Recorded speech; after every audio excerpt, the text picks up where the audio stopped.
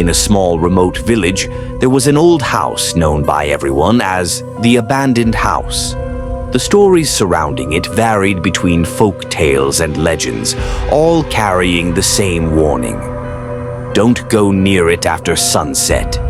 The house had been abandoned for over 50 years, and it was said that an entire family disappeared inside it, never to be found again. But no one in the village knew the whole truth.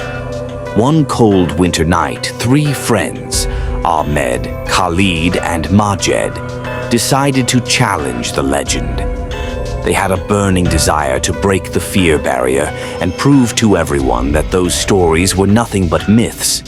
They agreed to enter the abandoned house after midnight. As they approached the house, they felt something strange in the air, as if the atmosphere had suddenly grown heavier. They stood before the creaky gate, exchanging nervous glances, and then pushed it open slowly. The gate creaked loudly, like the groan of a tortured soul. The place was enveloped in darkness, except for the faint moonlight slipping through some broken windows. The walls were covered in dust and cobwebs, and the old, musty smell made them uneasy. As they wandered through the rooms, they started hearing strange noises. At first, they thought it was just their imagination, but the sound was clear. Whispers, unintelligible, coming from deep within the house. Ahmed said, "Did you hear that?" They all looked at him with fear in their eyes. Khalid tried to calm them down, saying, "It's just the wind. There's nothing to worry about." Then suddenly, Majid's flashlight went out, leaving them in complete darkness. The fear inside them grew, but they decided to press on.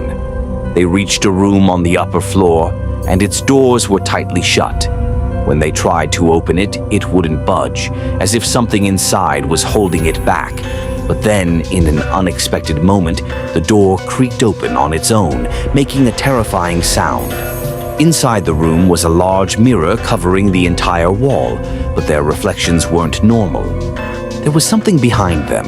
A strange figure, tall and clinging to the wall, was slowly approaching them. Majed gasped when he saw the figure moving toward them. They ran down the stairs as fast as they could, but as soon as they reached the bottom, they found that the front door had disappeared. The walls began closing in on them, as if the house itself was trying to swallow them.